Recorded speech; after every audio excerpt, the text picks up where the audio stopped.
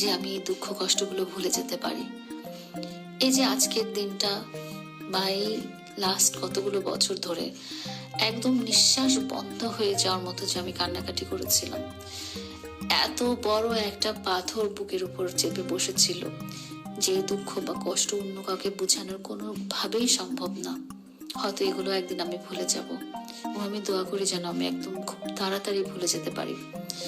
বেঈমান মানুষের দেওয়া কষ্ট, প্রতারক মানুষের দেওয়া প্রতারণায় আমি জীবনটা অনেক নষ্ট করে ফেলেছি। এত কষ্টটা মনে হয় আর কেউ কোনোদিন পায়নি। কিন্তু আমি জানি এরকম অনেক অনেক শত শত নারীরা আছে যারা ছেলেদের কাছ থেকে প্রতারিত হয়ে আসছে।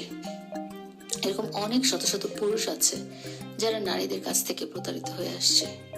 আমি শুধু তাদেরকেই বলবো, আপনারা পরকীয়া করে শুধু দুটো মানুষের সম্পর্ক বা জীবন না, পরকীয়া করে দুটো পরিবার এবং অনেক মানুষের মধ্যে অনেক রকম কষ্ট সৃষ্টি করেন, অনেক রকম বেদনা সৃষ্টি করেন, দুটো মানুষের সংসার ভেঙে দেন।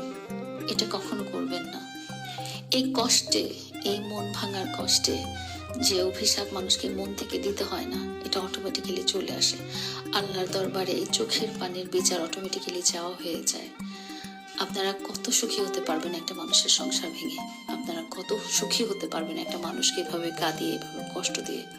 কিন্তু আল্লাহ তাআলার কাছে দোয়া করি, আমি এবং আমার মতো ঠকে যাওয়া মানুষগুলো যেন খুব শীঘ্রই ঘুরে দাঁড়াতে পারে এবং আবারও হাসতে পারে। আল্লাহ তাআলা যেন আমার এবং তাদের মুখের হাসি ফিরিয়ে দেন, এবং সেই সব প্রতারকদের যেন কখনোই ছাড় না দেন। তাদের যেন কঠিন থেকে কঠিনতর শাস্তি হয়, পরকীয়াকারীদের শাস্তি যেন মৃত্যুদণ্ড হয়। আল্লাহর কাছে আমি এই প্রার্থনা করি। একটা মন ভাঙা মসজিদ ভাঙার মতো একটা সংসার ভাঙা তাহলে কতটাই খারাপ, কতটাই কষ্টদায়ক, কতটাই বেদনাদায়ক।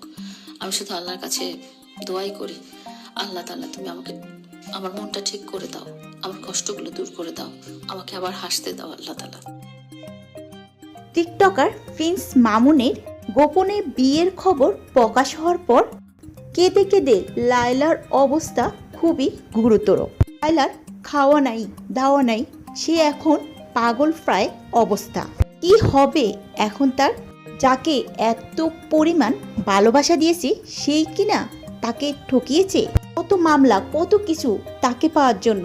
কিন্তু অন্যদিকে মামুন এখন তার নতুন স্ত্রীকে নিয়ে সময় কাটাচ্ছে, বিভিন্ন ইভেন্টে যাচ্ছে এবং সেই ছবিগুলো সামাজিক যোগাযোগ মাধ্যমে ছেড়ে দিচ্ছে।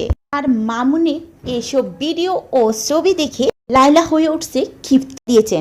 বিভিন্ন সোশ্যাল মিডিয়াতে ভিডিওতে ও ছবিতে তাকে কাঁদতে দেখা গেছে। এছাড়াও তিনি মামুনের নতুন স্ত্রীকে হুঁশিয়ার দিয়ে বলেছেন যে লায়লার সংসার ভেঙে মামুন যে নতুন সংসার গড়েছে তা কখনোই সুখী হবে না। লায়লা আরও জানান, এতদিন তিনি অসংখ্য আঘাত সহ্য করেও মামুন ফেরার অপেক্ষায় ছিলেন। 30 লক্ষ টাকা দেন মোহরের জন্য অন্য একজনকে বিয়ে করবে, এটা চিন্তাও করতে পারেনি লায়লা। অবশেষে লায়লা এখন নিজেকে সামলাতে চেষ্টা করছে, মামুনের সাথে আর কোনো যোগাযোগ রাখবে না, এবার নিজের জীবন নিজেই সাজাবে। তো ভিউয়ার্স, আপনারা কি মনে করেন, লায়লার কি এখন উচিত মামুনকে ছেড়ে দেয়া, মামুনের দিক থেকে ফিরে আসা? অবশ্যই আপনার মূল্যবান মতামতটি নিচে কমেন্টে জানাতে ভুলবেন না।